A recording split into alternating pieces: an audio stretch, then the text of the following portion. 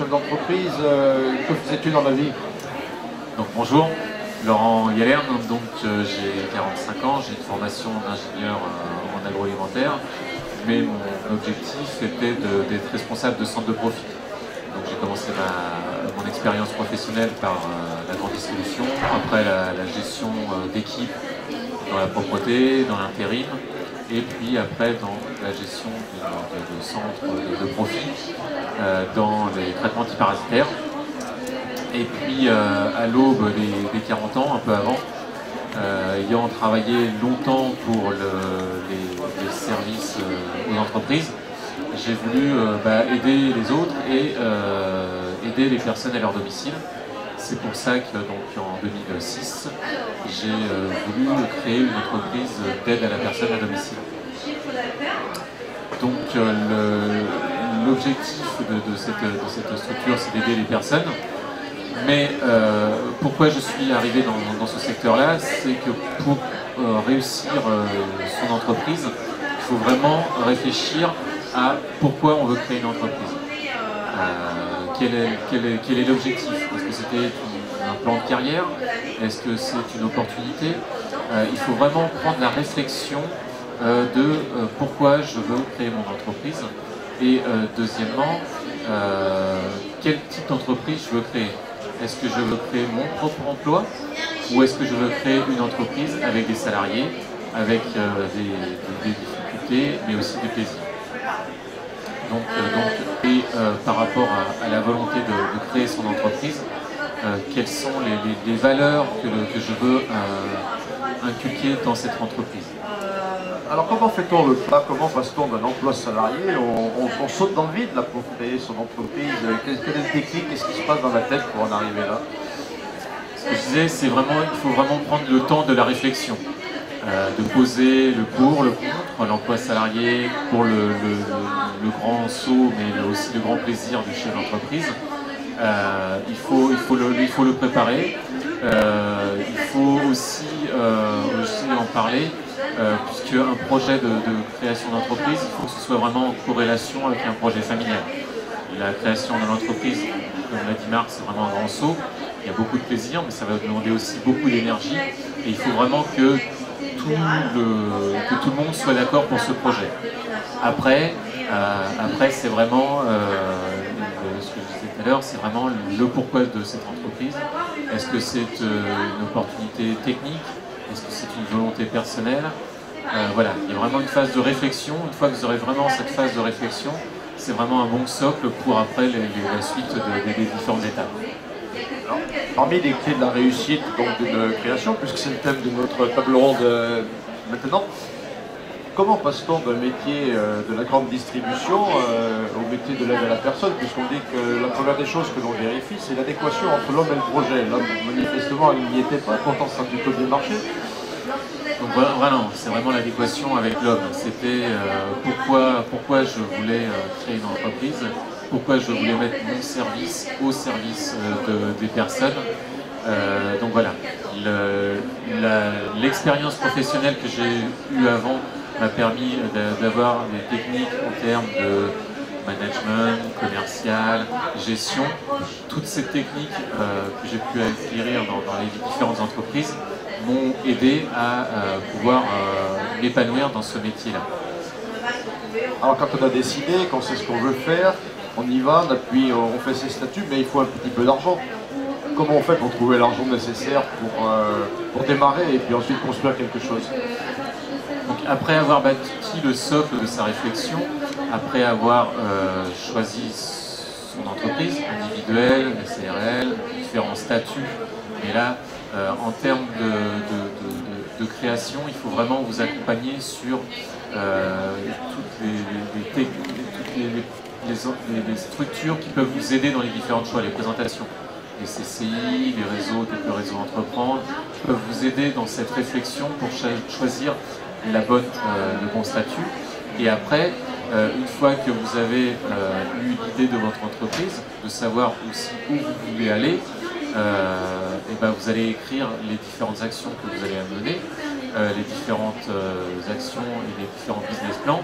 Une fois que vous aurez créé ou mis en avant ce que vous souhaitez mettre en place et faire pendant les 3 ans. Comme vous avez bien réfléchi au projet, comme vous avez pris le temps d'écrire l'histoire de l'entreprise sur les 3 prochaines années, après il faut aller évidemment chercher des moyens financiers. Les moyens financiers, il en existe de différentes sortes. Il peut y avoir des ventes, bien évidemment. Il peut y avoir aussi votre entourage. Mais en termes financiers et du côté d'accompagnement, il y a aussi des réseaux tels que le réseau Entreprendre, l'initiative France, voilà, il y a différents. Le métier d'un chef, surtout ce qui est important par rapport au métier de chef d'entreprise, et surtout les clés dans la réussite, c'est qu'il ne faut pas rester isolé. Le chef d'entreprise est confronté tous les jours à des problématiques, il a des choix à faire, et vraiment au sein des régions, des départements, il y a des structures qui sont capables de vous aider et qui vous aideront dans vos choix, mais qui pourront aussi vous aider dans les termes financiers et d'accompagnement. Alors l'accompagnement, ne pas rester isolé, mais c'est aussi à l'intérieur, c'est-à-dire qu'une entreprise, on s'entoure de collaborateurs. Les premiers choix, c'est difficile quand on est salarié et qu'on devient employeur. Comment passe-t-on de ce statut à l'autre et qu'on doit à son tour choisir ses collaborateurs? Donc comme je le disais, si vous avez choisi de créer une entreprise avec des salariés, c'est un échange, c'est une puissance de l'entreprise. Par contre, les premiers salariés vont être aussi le noyau dur de l'entreprise. Et ce sont les premiers salariés après sur lesquels on va pouvoir s'appuyer pour développer son entreprise. Et c'est vrai qu'il faut vraiment prendre le temps et anticiper ces recrutements, essayer de trouver des différentes sources de recrutement, le Pôle emploi, la CCI peut vous aider, les maisons d'emploi et autres. Il faut vraiment avoir un panel important de sources pour pouvoir recruter, prendre le temps de recruter, ne pas recruter par défaut, ne pas garder une personne par défaut. Ça peut être parfois délicat, on peut se tromper. Le recrutement, on connaît le besoin, il faut que la personne puisse y répondre. Parfois, on a des besoins, des moutons à 5 pattes, donc il faut aussi pouvoir établir une fiche de poste et pouvoir être le plus clair possible et le plus réaliste possible. Mais si jamais le casting, je veux dire, n'était pas bon, il faut malheureusement ne pas hésiter à trouver un terrain pour ne pas garder la personne, parce que c'est quelque chose qui pourra après avoir des conséquences pour l'entreprise dans le futur. Au début, quand on crée une entreprise, j'imagine que le créateur, quand il est tout seul, il fait tout, il est tout seul. Et puis l'entreprise s'accroît, elle prend une dimension qui peut être différente, elle s'entoure de collaborateurs. Il y a donc des fonctions qui doivent être déléguées, d'autres que le chef d'entreprise doit conserver. Quels sont les points clés qui te paraissent devoir être conservés par le chef d'entreprise, et qu'est-ce qu'il peut déléguer? Comment ça se passe, ce transfert de compétences, ce transfert de responsabilités? C'est vrai qu'au départ, on fait tout, on change le papier de toilette, on fait le ménage, on répond au téléphone, on a toutes les casquettes. Après, dans l'aide à domicile, moi ce qui était important, c'était d'avoir quelqu'un qui soit vraiment de technique. C'est pour ça que j'ai recruté tout d'abord une infirmière qui est vraiment ma responsable technique. Et c'est elle qui, au fur et à mesure, à qui j'ai appris, à qui j'ai donné les valeurs, je répète souvent les valeurs de mon entreprise, pourquoi on se levait le matin. Et après, donc, toute la partie technique, je l'ai déléguée au fur et à mesure. Et au fur et à mesure qu'elle a pris connaissance et position dans l'entreprise par rapport aux prises en charge, et je lui ai aussi délégué la partie relationnelle avec le prescripteur. Et puis, à un moment ou un autre, ça se franchit par cap. C'est-à-dire que quand vous créez une entreprise, vous avez un objectif à 3 ans. Cet objectif, cette vision, il faut la changer tous les ans. Et vous allez anticiper aussi vos recrutements. C'est-à-dire que vous savez que l'année prochaine, vous voulez atteindre tel objectif. Pour atteindre cet objectif, vous allez avoir besoin de ressources. Et au fur et à mesure, vous déléguez des postes. J'ai commencé par technique, et après la partie administrative que je gérais aussi, je l'ai déléguée. Et puis ça se fait par étapes. On essaye d'embaucher quelqu'un en temps partiel, et puis de lui apprendre le métier, lui apprendre ce qu'on peut lui déléguer, et au fur et à mesure, en contrôlant, en la formant, lui donner des tâches différentes, et l'entreprise grandit et fait grandir aussi ses salariés. Et c'est vrai qu'une assistante secrétaire devient assistante, fait de la comptabilité, fait de la relance, et l'objectif c'est que quand on délègue ces différentes tâches, de donner une tâche simple, mais après aussi d'améliorer ces tâches tout en valorisant les personnes à qui on a délégué les tâches. Ici, donc, vous êtes sur le stand de Réseau Entreprendre. Ce sont des chefs d'entreprise qui accompagnent d'autres chefs d'entreprise. Donc là, vous allez sans doute créer bientôt une entreprise. Donc vous avez en face de vous un chef d'entreprise qui a créé et qui aujourd'hui a un peu d'expérience. Laurent, si tu avais 3 bons conseils, 3 bonnes clés à donner à notre auditoire aujourd'hui pour leur permettre de gagner un petit peu de temps, quels seraient-ils? Pour gagner du temps, je dirais il faut déjà prendre le temps. Donc déjà, c'est vraiment prendre le temps de sa réflexion, de poser vraiment, de bien réfléchir à son projet. Après, c'est vraiment une fois que le projet est bien établi, de vraiment avoir cette vision, c'est savoir où vous êtes dans 3 ans, et après il en découlera plein d'actions. Et après, ce que je disais aussi, la clé qui pour moi elle a été la plus importante, c'est vraiment de sortir de cet isolement. Tout seul, on ne voit pas forcément les erreurs qu'on pourrait aller, les erreurs qu'on fait. C'est vrai d'être confronté à des chefs d'entreprise qui est très intéressant. C'est vrai d'être accompagné, je l'ai déjà dit, sur d'autres salons tels que par le Réseau Entreprendre. C'est vraiment un accompagnement qui nous permet d'avoir l'accompagnement du Réseau Entreprendre nous permet pendant 2 ans d'avoir quelqu'un qui tous les mois vous voit, vous écoute et par un effet miroir peut vous mettre en évidence une problématique sur laquelle vous n'aviez pas pu voir.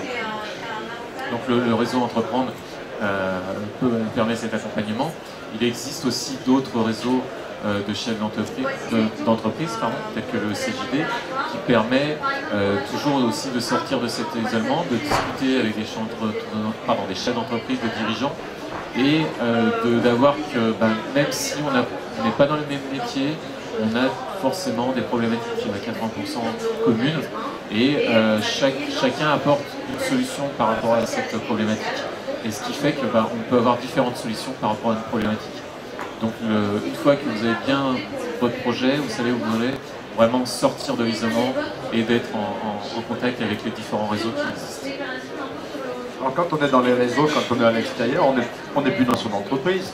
Est-ce que l'entreprise peut fonctionner toute seule sans son chef d'entreprise? C'est l'objectif, c'est le Graal. Ce que je vous disais tout à l'heure en termes de vision, c'est-à-dire que le chef d'entreprise est le capitaine du bateau. Il doit savoir où il veut amener son navire, un navire qui peut être plus ou moins important, plus ou moins réactif.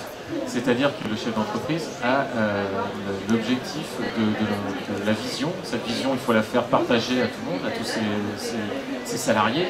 Tous ces salariés, sachant où l'entreprise va, ils savent leur but, leur objectif, et après vous leur donnez des moyens, des ressources, et l'organisation de l'entreprise doit vraiment tourner là-dessus. C'est-à-dire qu'une entreprise doit vraiment pouvoir tourner sans son responsable. Vous ne devez pas être au cœur de la toile, mais vraiment au-dessus, et de pouvoir aider les personnes en les rencontrant régulièrement, en faisant des points réguliers, en étant proche d'eux. Il faut vraiment qu'ils sentent que vous êtes le pilote, que vous avez la barre en main, parce qu'il peut aussi, dans une entreprise, avoir de la tourmente. Mais vraiment, voilà, quand vous créez une entreprise, il faut vraiment vous dire au fur et à mesure, il faut vraiment parce qu'on va toujours essayer de vous donner des problèmes, il faut vraiment qu'un salarié, quand il vient vous voir, un responsable, qui vienne aussi avec une solution. s'il vient avec un problème à chaque fois, tout va revenir vers vous. Donc il vient, il a un problème, il trouve une solution, on en discute, et après il peut la mettre en place.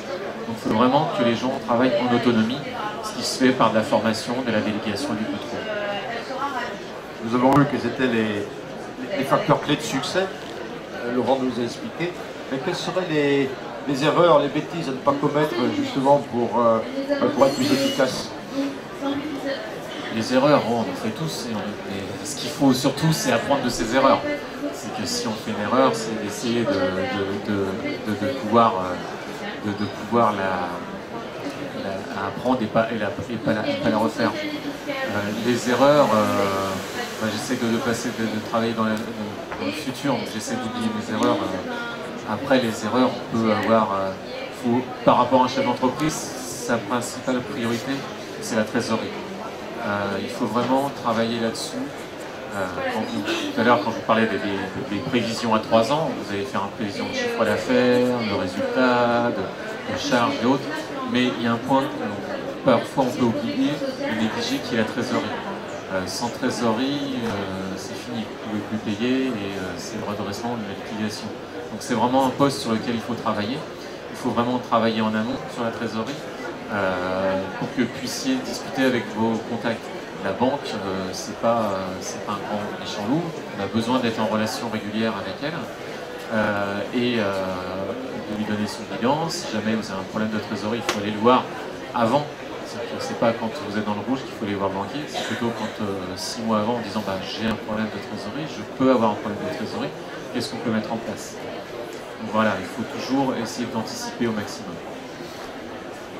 Alors, gérer la trésorerie, ça m'amène évidemment à parler de la relation avec le banquier. Donc, c'est une relation qui s'inscrit dans le long terme. On est parti pour un long moment ensemble. On parle de partenariat. Au début, quand on démarre, on a évidemment sa mise au capital, on a les accompagnements comme le prêt d'honneur de réseau entreprendre, mais on a aussi les besoins des banques. Comment va-t-on les chercher? Quels sont les critères? Qui est-ce qui choisit? C'est la banque qui choisit son client? C'est le chef d'entreprise qui va choisir sa banque? Quelle est la relation? Et quels sont les critères qui vont faire que une bonne collaboration, un bon partenariat va s'inscrire ensuite dans la durée? Tu l'as dit, Marc, c'est vraiment en termes de partenariat. Un banquier, c'est pas simplement un fournisseur. C'est vrai que quand vous avez un projet qui a été bien réfléchi, bien construit, sur lequel vous pouvez vous faire accompagner par des réseaux tels que le réseau Entreprendre, qui apportent aussi une caution par rapport aux banques. C'est vrai que le réseau Entreprendre travaille avec différentes banques, et quand le réseau Entreprendre a accepté un projet, a validé un projet, la banque est beaucoup plus enclin à nous prêter de l'argent. Après, c'est vraiment la banque, c'est de la relation humaine. Après, il y a une partie financière, des frais financiers, des frais d'agio, des frais, ça, il y a des frais, on le sait. Par contre, c'est la relation que vous avez avec votre banquier. C'est quand vous lui avez présenté son projet, est-ce qu'il a adhéré ou pas? Moi, je sais que je travaille avec 3 banques aujourd'hui. J'avais un projet de croissance, j'en été voir les 3 banques. Il y en a un, avec qui le projet ne l'intéressait pas. Voilà, il n'y a plus de partenariat avec ces banques-là parce qu'il ne peut pas s'inscrire dans la durée.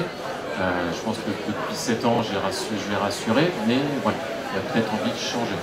C'est vraiment un partenariat, c'est que votre entreprise, vous savez où vous voulez l'amener, lui, il va vous accompagner, donc il peut vous aider. Après, il faut avoir plusieurs banques, parce que, au bout d'un certain temps, je m'entends. Mais il y a certaines banques qui sont plus spécialisées sur des prêts à long terme, d'autres plus spécialisées sur des prêts à court terme, d'autres qui vont vouloir vous financer du matériel, d'autres matériel. Voilà. Il faut vraiment essayer de trouver les banquiers avec qui vous avez envie de travailler. C'est des relations humaines, c'est des relations de personnes, avec la personne avec qui ça passe.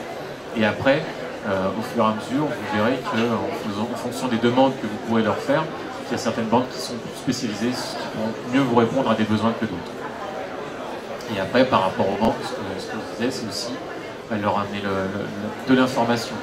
Il faut vraiment, le banquier, c'est pas un fournisseur lambda, même si les autres fournisseurs doivent être des partenaires, mais le banquier, il a besoin d'informations. Il a besoin de savoir où vous allez, de vous donner des bilans, éventuellement des projets que vous avez aussi. Il doit faire partie de ce projet. Est-ce que vous voulez vous développer, rester sur telle taille, aller dans un autre département. Voilà, l'informer d'où vous voulez aller, parce que sinon il ne vous connaît que par des chiffres, des tableaux qu'il regarde tous les jours, mais il n'y a pas de relation. Alors, j'aimerais, Laurent, que tu nous rassures sur un fait. On entend beaucoup de choses aujourd'hui. C'est la crise, c'est difficile. Le chef d'entreprise, il faut gérer ses problèmes avec ses clients, avec ses fournisseurs, ses concurrents, avec ses salariés aussi. Quelle est la notion de plaisir? Qu'est-ce qui fait vibrer un chef d'entreprise? Pourquoi malgré tout ça, et pourquoi il y va, et pourquoi il continue, et pourquoi il est heureux de vivre sa vie de chef d'entreprise? C'est un grand plaisir. Après, le monde est un peu utopique, on ne peut pas avoir que des bonnes choses. Ce que je disais tout à l'heure, c'est vraiment quand vous créez une entreprise, c'est la première chose, c'est pourquoi vous l'avez créée, et après, quelles sont les valeurs de cette entreprise. Si les valeurs de cette entreprise, ce sont les vôtres, vous le leverez tous les matins avec un grand plaisir, avec évidemment le plaisir de vouloir accomplir votre métier de chef d'entreprise, qui est aussi un métier passionnant, mais avec aussi les aléas du métier de chef d'entreprise, d'avoir un salarié qui n'est pas là le matin, qui a des problèmes autres, qui ne peut pas venir travailler, avoir un client qui ne veut pas payer parce que lui n'est pas payé, et ainsi de suite. Mais voilà, on se lève le matin pour avoir une mission, et avec cette mission, il y a des bonnes choses à accomplir, des personnes qu'on aide, ça c'est vraiment la meilleure des choses. Évidemment, parfois, des personnes qu'on ne peut pas aider, mais c'est vraiment le pourquoi aussi j'ai créé ce métier de chef d'entreprise. Pourquoi j'ai voulu être chef d'entreprise? Quel était mon objectif principal? Si le métier de chef d'entreprise correspond à ce que je souhaitais et qu'elles sont en adéquation avec ma valeur, après, parfois, oui, il peut y avoir des soucis dans la journée, mais l'objectif final sera atteint et le plaisir ici. Pas de regret, donc si c'était à refaire, je re-signe demain matin. Je re-signe demain matin.